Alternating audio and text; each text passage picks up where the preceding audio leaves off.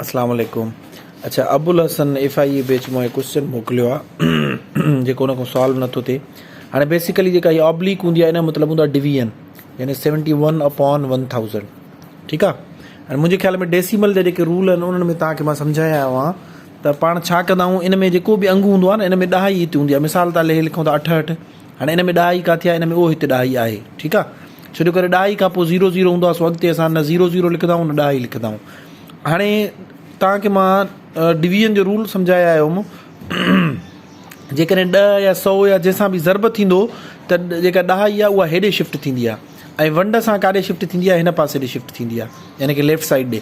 हाणे ॾहाई हिते आहे ऐं हिन 1000 में 3 ॿुड़ियूं आहिनि, इन करे हे 3 अंग हेॾे शिफ्ट थींदी। हाणे हिन में त 2 अंग आहिनि, यानी वंड खां पोइ असांजो जवाबु छा अची वेंदो, यानी ॾहाई 3 अंग हेॾे शिफ्ट थियणु खपे। 1 2 इहे 3 अंग त आहिनि, 2 अंग त आहिनि, 3 अंग असां हथ जो ॾींदासीं, 0 अची वेंदो। सो कटे सटे हिन जो जवाबु अची वेंदो 0.071। ठीकु आहे, 0.071। ॿियो हिन जो एग्ज़ाम्पल ॾिसो, मिसाल वठूं था पिया, असांजो दर्जो हुजे आहे 6.8 डिवाइडेड बाय 10,000। ठीकु आहे। हाणे असांखे ख़बर आहे, छो जो करे 10,000 सां वंड ऐं 10,000 में 4 ॿुड़ियूं, त असांजी ॾहाई जेका आहे उहा लेफ्ट साइड ते थींदी। वंड जे करे छा थींदी आहे, लेफ्ट साइड। ॾहाई काॾे वेंदी आहे, हे मां लिखां थो हिते, ॾहाई या डेसिमल काॾे वेंदी, लेफ्ट साइड ते। ऐं ज़रब हुजे आहे त पोइ ॾहाई काॾे शिफ्ट थिए आहे, राइट साइड ॾे शिफ्ट थिए आहे। ठीकु आहे। हाणे केतिरा अंग, जेतिरियूं हुन में हेठों वंड थींदियूं, यानी वंड 10 सां थींदी त 1 अंगु, 100 सां थींदी, 100 में 2 ॿुड़ियूं आहिनि त 2 अंग हेॾे शिफ्ट थींदी। हाणे 10,000 सां 4 ॿुड़ियूं आहिनि त 4 अंग हेॾे शिफ्ट थींदी। हाणे असांखे ख़बर आहे लेफ्ट साइड ॾों त सिर्फ़ु हिकिड़ो अंगु आहे, सो असां छा कंदासीं, हथ जा 3 अंग ॾेई वेंदासीं ॿिया, जीअं 1 2 3 4 थी वञे। हाणे हिन मतिलबु आहे कटे सटे छा थी वेंदो, 0.006 हिते पॉइंट ईंदी, यानी ॾहाई पहिरियों हिते हुई न, हाणे उहो हे ट्रेवल करे आई हेॾे घणा अंग, 1 2 3 4 अंग हेॾे। ठीकु आहे। हाणे तव्हां 0.006 लिखो, तव्हांजी मर्ज़ी, या हितां 0.00 ॾिनो, यानी ॾहाई जेॾो 0 ॾेई छॾंदो, ॻाल्हि साॻी, यानी ॾहाई जेॾो कुझु न आहे त अंडरस्टूड आहे 0 आहे ई आहे। ठीकु आहे। सो हे तव्हांजो छा थी वेंदो, जवाबु थी वेंदो। अञा ॿियो एग्ज़ाम्पल ॾिसो, तव्हांजो वधीक क्लियर थी वेंदो। मिसाल था वठूं 58.9 आहे डिवाइडेड बाय, मिसाल हिन खे असां कयूं था 1 लख सां डिवाइड कयूं था। हाणे छो जो करे डिवाइड आहे, डिवीजन आहे, असांखे ख़बर आहे त ॾहाई काॾे वेंदी, राइट साइड ॾे या लेफ्ट साइड ॾे। असां पढ़ी आहियूं त वंड में काॾे ईंदी आहे, हिन पासे ॾे। ॾहाई हेॾे शिफ्ट थींदी, पर घणा अंग, 1 2 3 4 5 अंग।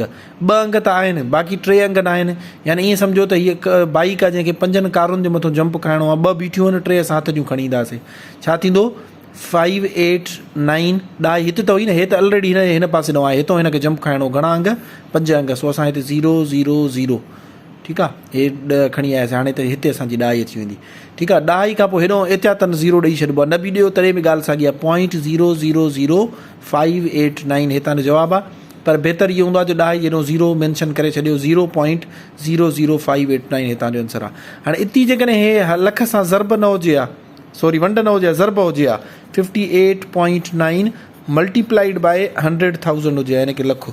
हाणे असांखे ख़बर आहे त छो जो करे ज़रब आहे, इन करे ॾहाई राइट साइड ॾे वेंदी, घणा अंग, 5 अंग। हिते बि अगेन सेम रूल आहे त 1 अंगु त आहे, बाक़ी 4 अंग असां हथ जा खणी ईंदासीं, 5 छो जो हिन में 5 ॿुड़ियूं आहिनि।